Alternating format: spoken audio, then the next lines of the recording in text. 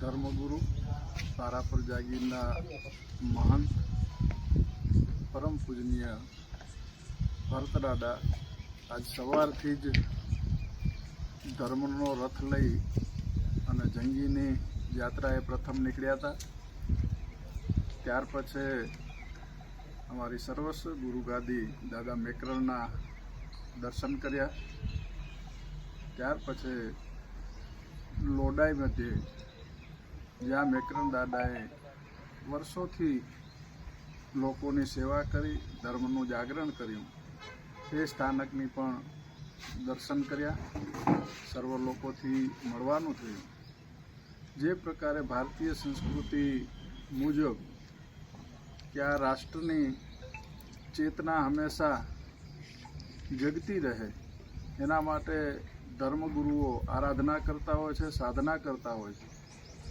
અને જ્યારે અમારા મોટા મહંત પરમ પૂજનીય દેવજી રાજા દેવલોક સિધાવ્યા તે પછી નવા ગાદીપતિ તરીકે ભરત રાજા વિરાજમાન થયા અને જૂની પરંપરા મુજબ દેશદેવી મા આશાપુરાના ધર્મ મુજબ જે પ્રકારે આશીર્વાદ લેવાના હોય આજે તમામ ગુરુગાદીઓના આશીર્વાદ લેવા સેવકગણ સાથે ધર્મગુરુ નીકળ્યા છે અને હવે બધી જ જગ્યાએ દર્શન થઈ ગયા છે.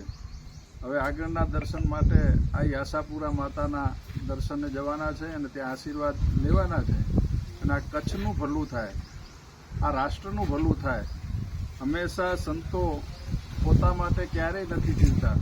સમાજ કેમ સુખી થાય, લોકોનું કેમ ભલું થાય, લોકોની કેમ સુખાકારી થાય, લોકો કેમ સંપીને રહે અને હંમેશા ધર્મની જ્યોત જાગતી રહે, આ જ સંતોનો ધ્યેય હોય છે. અને આજ સવારથી જ જે ધર્મ યાત્રા નીકળી છે એનો પણ લક્ષ્ય એક જ છે કે બધા જ સેવકગણો સુખી રહે, સમાજ સુખી રહે અને બધા જ નિરોગી રહે અને બધા જ પ્રગતિ કરતા રહે અને રાષ્ટ્ર નિર્માણના કાર્યમાં હંમેશા લાગેલા રહે. અને જ્યારે આ દેશને આપણને બધાને જ ખ્યાલ જ છે કે આપણો ઇતિહાસ રહ્યો છે, જ્યારે આ રાષ્ટ્રમાં રાજસત્તાને હાનિ થઈ છે ત્યારે ધર્મ સત્તા આગળ આવી અને એની ચિંતા કરી છે. એ ગુરુ ગોવિંદસિંહ હોય, ગુરુ નાનકજી હોય, દાદા મેકરણ હોય, આ પ્રકારના હજારો આપણે ઇતિહાસ લઈ શકીએ. જ્યારે રાષ્ટ્રને ક્યાંય પણ પ્રકારની તકલીફ આવતી હોય છે ત્યારે ધર્મ સત્તાથી આપણે ટકી રહ્યા છે.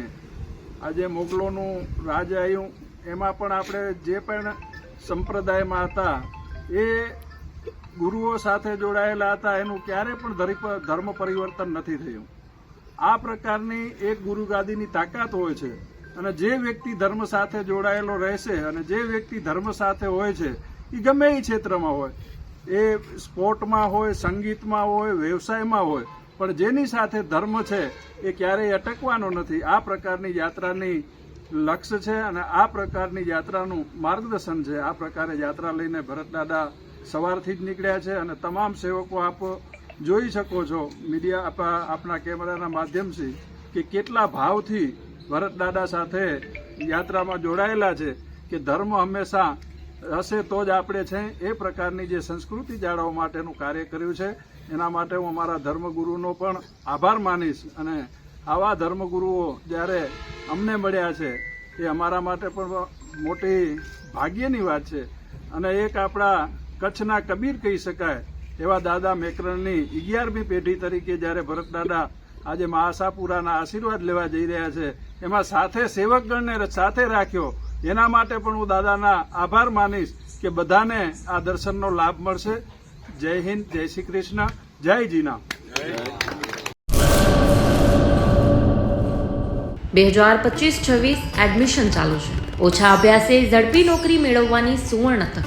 સતત 8 વર્ષથી નંબર 1 રહેલી સંસ્થામાં અભ્યાસ કરી અનેક વિદ્યાર્થીઓ સરકારી નોકરી મેળવી ચૂક્યા છે. ફાયર સેફટી કોર્સની થિયરી અને પ્રેક્ટિકલ તાલીમ સચોટ રીતે આપતી એકેડમી એટલે Gujarat industrial fire and safety academy. પ્રવેશ લાયકાત ધોરણ 10 થી 12 પાસ. આપ સૌ વાલીઓ અને વિદ્યાર્થીઓના સહકારથી સતત નંબર 1 રહેલી સંસ્થા 8 વર્ષ પૂર્ણ કરી 9મા વર્ષમાં મંગલ પ્રવેશ કરે છે. ભવિષ્યના ઘડતર અને સારી નોકરી મેળવવા આજે જ સંપર્ક કરો Gujarat industrial fire and safety academy, બીજા માળે રાષ્ટ્રભાષા ભવન, બસ પોર્ટની સામે, ભુજ, કચ્છ. સંપર્ક 9737296001 8155030882.